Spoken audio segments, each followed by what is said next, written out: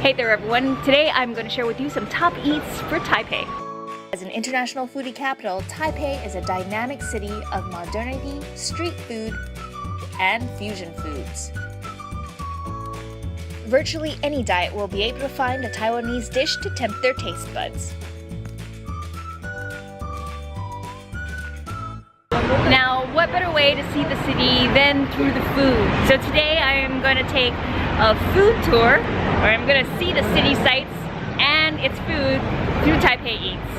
What's the flavor of Taiwan? Are there many flavors or popular flavors? So we get this question a lot, like it's really difficult to have like a main dish in Taiwan because like we have so many different variations of foods, but you get a lot of that a little bit of sweet profile in our savory foods, and we also like to mash a lot of a mixture of flavors, which the contrast boosts the other flavors. Like my grandma would use like what pear or like apple, they would put salt on it, so the saltiness boosts the sweetness of the apple and the pear.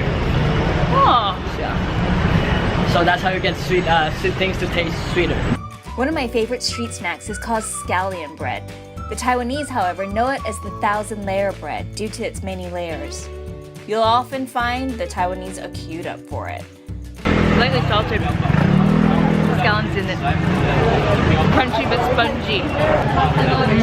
Glutinous rice with the inside having sesame powder and peanut powder on the outside. This is one of our most favorite desserts, so you find stands like this everywhere around the city.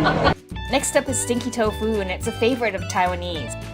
Why do they call it stinky tofu? Well, that's kind of smell. You can smell it from a distance.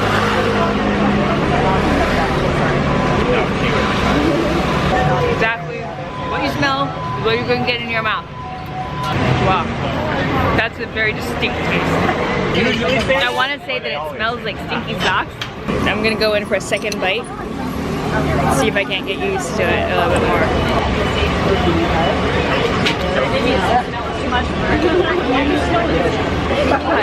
That second bite was better.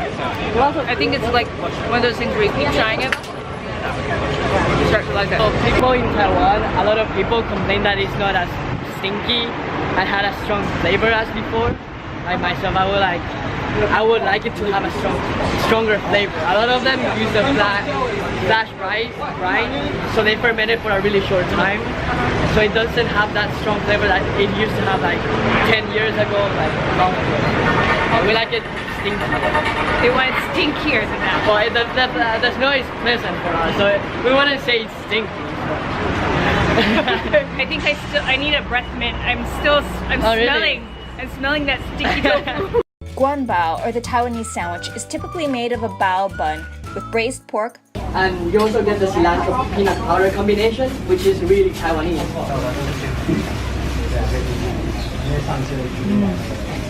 They made mine with vegetables. There's this very sweet flavor to it, and it's complemented with the peanut powder, and combined with the cilantro, oh my gosh, it's like a knockout. I'm gonna try this.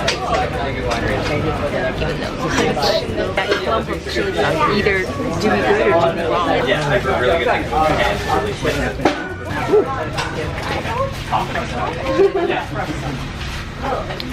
But it's still good. Not a pot. Actually, I think I'll put more sauce. So these are cold noodles with some sesame dressing and some bits of garlic. And this is a popular Taiwanese hangover dish. The noodles have been cooked in very hot water and then immediately cooled off so that they separate and kind of produce a spongy feel. This cheesy blinking sign is to let people know that the store sells betel nut, a mild intoxicant similar to having a can of beer. It gives you a bit of a buzz. It doesn't have any tobacco in it, but you bite it, the top. The top.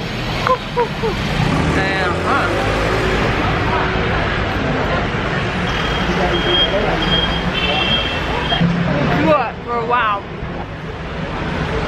It doesn't taste bad, it tastes not good. Bitter. It tastes like bitter plant. Like taxi drivers, bus drivers who are really into this, and you'll find it like even like in India or Burma. You see these red stains everywhere. Eventually, if you eat enough of this, it can it could stain your teeth and give you oral cancer. It's supposed to give you the feeling that's equivalent to drinking a can of beer. Yeah, I think I'm starting to feel a little heady. A little lightheaded. It's a little short of breath. Very relaxed. I'm starting to feel relaxed now. I've always been kind of curious but afraid of trying it. At a food tour though, you know you're at least under guided weight trying this. Here I am at Beimen Feng Ling Bing. I really had to go slowly there. Bing is ice, and this place is known for their sorbet. They make their sorbets daily fresh. It's made through water and sugar, and it's churned and churned and churned until they get the texture and the flavor just right. And if they don't have the texture right or the flavor right, then they toss it out and they start all over again. Yeah. Just packing it in. So I ordered the salted plum sorbet with the pineapple. Some of the popular flavors here are like taro, mung bean, dragon eye, pineapple. These are all the flavors that you would not suspect sorbet to come in. Perfect ending to my day was found in a tea set. What do you feel is distinct about like Taiwanese food that's like different from every place else in the world? Probably that we don't have a big dish like national dish, I guess. We have a lot of small dishes. Yeah, a lot of street snacks. Do you feel like there's any kind of distinct thing that's, you know, like how some probably places just a are variety of food, maybe. Variety of food, yeah. Okay. And Jean was right. Variety it is. Taipei has several night markets, which showcase endless varieties of food and street snacks. So I'm at Rahe night market. It's New Year's Eve and the streets are packed. You see like the tables and chairs set up in the middle of the street. It's a huge food night market. The foods that you'll find here are kind of what's in vogue in Taipei. Each hawker has their own type of style, their own sauces, as well as flavors. Sometimes they even prepare it just differently.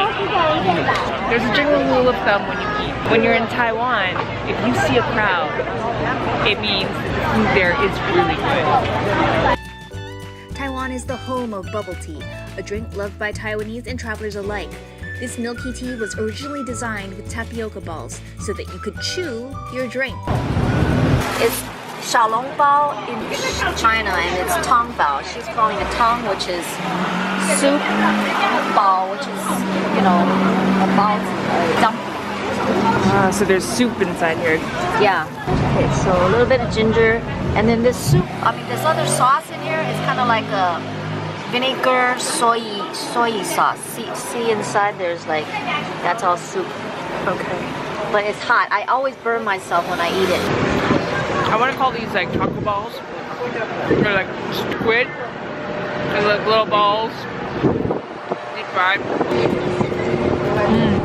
Holy cow, this is amazing.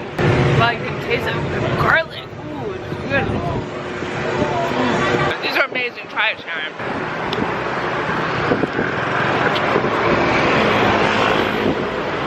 This is like the snack of the century for me.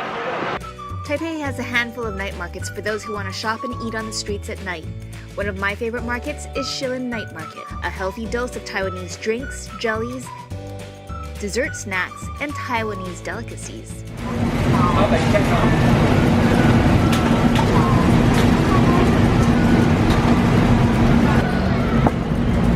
It's like regular It's just egg. tinier. The sauce is what makes the flavor.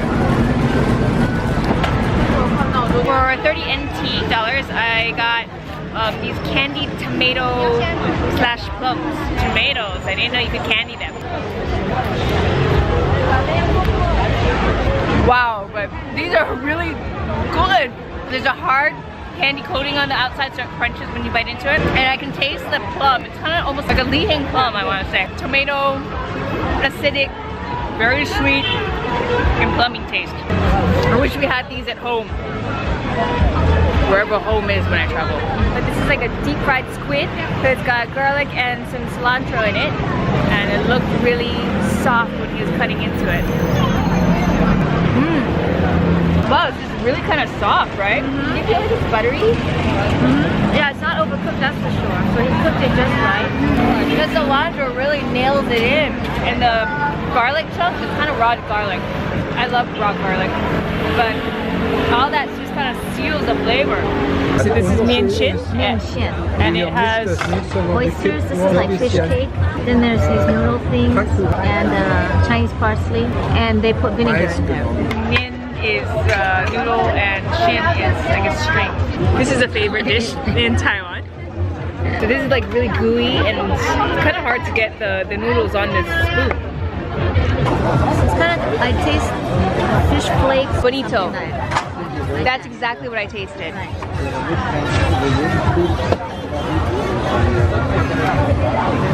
And then you can add more garlic or you can add more vinegar if you want to.